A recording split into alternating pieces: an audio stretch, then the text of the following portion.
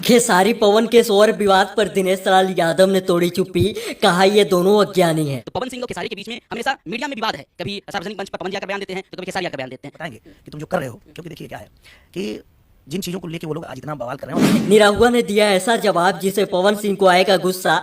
पवन fans कहेंगे निरहुआ से ये उम्मीद नहीं थी। उनके पास जीवन में इसके अलावा और कुछ काम नहीं है। अगर उनके पास कुछ काम होता, कोई जॉब होता, कोई फिल्म कर रहे होते, वो कुछ होता उनके पास, तो इतना बड़बड़ाने का उनको टाइम ही नहीं रहता। जैसे हमारे पास इतना काम, हम चाहे तो उनको जवाब दे सकते हैं, we don't have the time, हम इतना काम कर रहे हैं, हम बिजी हैं।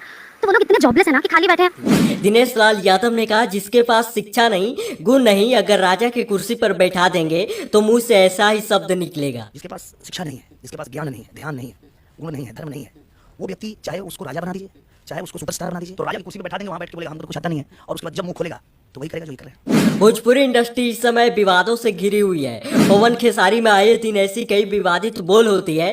खेसारी हो या पवन, दोनों कभी कभी ऐसा कुछ बोल जाते हैं जो अन्य कलाकारों को भी ठेस पहुंचाती है। जैसे पवन सिंह ने स्टेज शो में बोल दिया था कुछ अश्लील इशारा करते हुए कि हम ये समझते हैं माता पिता गुरु भगवान ऑडियंस यही मेरा मालिक है। एकरा बाद हम केहू कहिए तो नहीं। उसके बाद दिनेश लाल यादव और अमरपाली दुबे दोनों ने पवन सिंह को इंस्टाग्राम अकाउंट पे अनफॉलो कर दिया था, जिसे लोगों द्वारा क्यास लगाई जा रही थी कि दिनेश लाल यादव ने पवन सिंह के शब्दों से कही हुई बात से नाखुश है। ऐसे ही इस बार खेसारी लाल यादव ने स्टेज शो में कहा था आजकल कुछ स्टार लोग ऐसे हैं कि वो किसी दूसरे स्टार की चमचाई कर अपना जीवन चला रहे हैं, मुझे इससे फर्क नहीं पड़ता। खेसारी किसी की चमचाई कर आगे नहीं बढ़ा है। खेसारी लाल यादव के कोई इंडस्ट्री के आदर्श नहीं है। इस बात से भी दिनेश लाल यादव को कहीं ना कहीं बुरा लगा होगा, क्योंकि दिनेश लाल यादव ने खेसारी लाल यादव को तब मदद किया था जब सबसे ज्यादा मदद की जरूरत थी। जब खेसारी लाल यादव की फिल्म रिलीज नहीं हो रही थी तो दिनेश लाल यादव ने अपने पास से 25 लाख रुपए देकर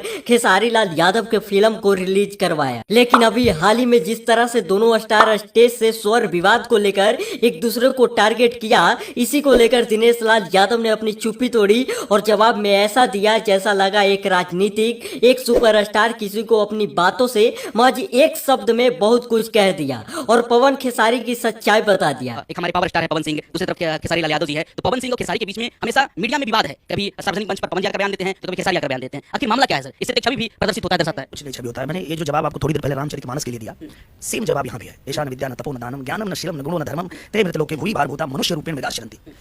जिसके पास शिक्षा नहीं है, जिसके पास ज्ञान नहीं है, ध्यान नहीं है, गुण नहीं है, धर्म नहीं है, वो व्यक्ति चाहे उसको राजा बना दीजिए, चाहे उसको सुपरस्टार बना दीजिए, चाहे उसको नेता बना दीजिए, चाहे अभिनेता, वो वही करेगा। उसके लिए ज्ञान आवश्यक है, उसके लिए ध्यान आवश्यक है। तो वो हर जगह वही लागू होता है, यहाँ भी वही लागू होगा। मैं तो ये भी कहना चाहूँगा हर अपने नागरिक से, सभी लोगों से कि आप अपने बच्चे को डॉक्टर बनाइए, इंजीनियर बनाइए, गायक बनाइए, अभिनेता बनाइए, कलाकार बनाइए, जो बनाना है वो बनाइए, लेकिन पहले उसको शिक्षा दीजिए, उसको पढ़ाइए।